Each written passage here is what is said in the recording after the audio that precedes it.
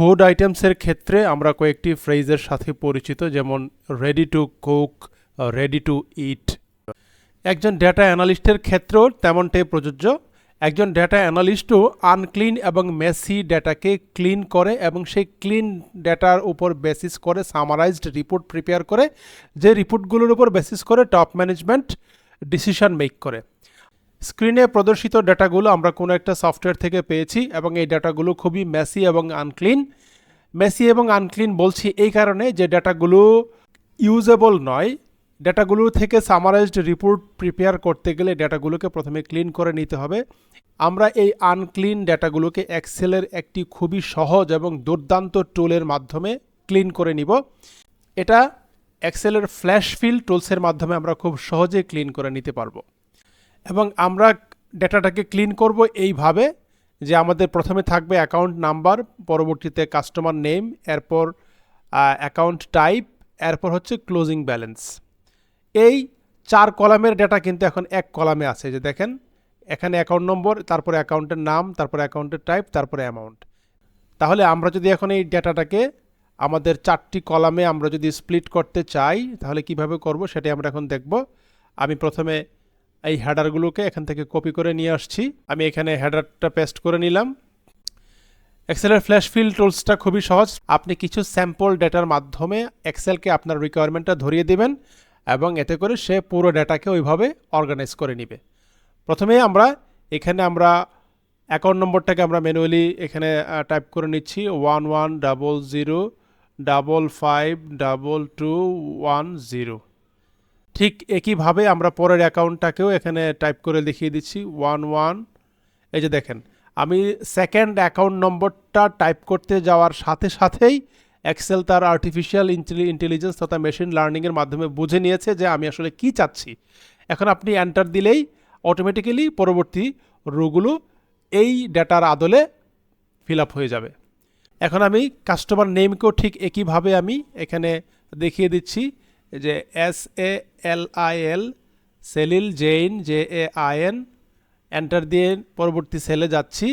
আমি পরবর্তী সেলটাও এভাবে টাইপ করে দেখিয়ে দিচ্ছি বিকাশ শর্মা,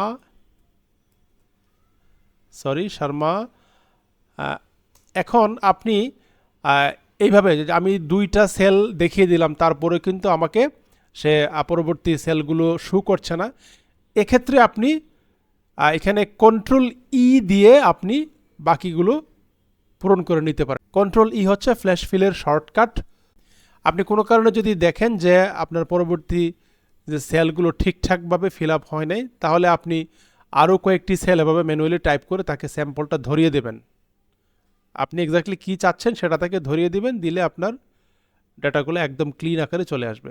এরপর আপনার অ্যাকাউন্টের ঘরে আমি কি আছে কারেন্ট, CURRENT, আমি আরেকটি সেল দেখিয়ে দিচ্ছি। পরেরটা কি হচ্ছে সেভিং।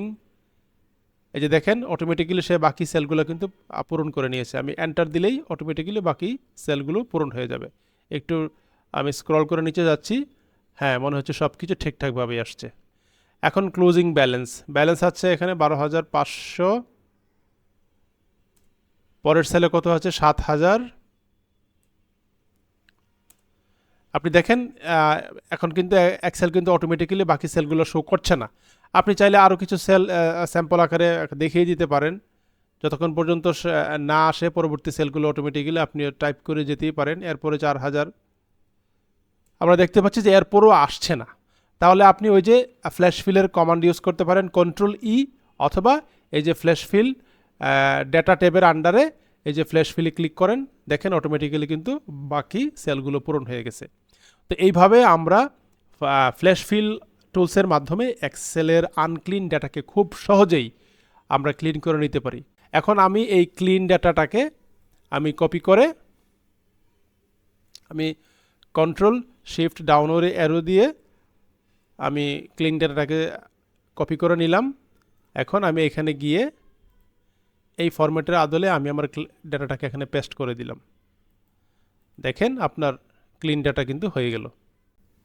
তো সম্মানিত ভিউয়ার, আশা করছি আপনারা এরকম মেসি এবং আনক্লিন ডাটাকে এক্সেলের ফ্ল্যাশ ফিল টুলসের মাধ্যমে কিভাবে ক্লিন করবেন আজকের ভিডিও থেকে সেটা শিখতে পেরেছেন। তো এর বিনিময়ে আপনার কাছে কিচ্ছু চাচ্ছি না, আপনার কাছে যেটা চাচ্ছি সেটা হচ্ছে আপনি আমার চ্যানেলটি সাবস্ক্রাইব করবেন, এই ভিডিওটি আপনার পরিচিত জনদের সাথে শেয়ার করবেন, যারা এক্সেল শিখতে আগ্রহী, যারা ডেটা নিয়ে কাজ করতে আগ্রহী তাদের সাথে শেয়ার করবেন এবং আমার চ্যানেলের অন্য ভিডিওগুলো নিয়মিত দেখবেন এবং আমাকে উৎসাহিত করবেন, মোটিভেটেড করবেন। So thank you for watching. আশা করছি আপনার সাথে দেখা হবে পরবর্তী ভিডিওতে।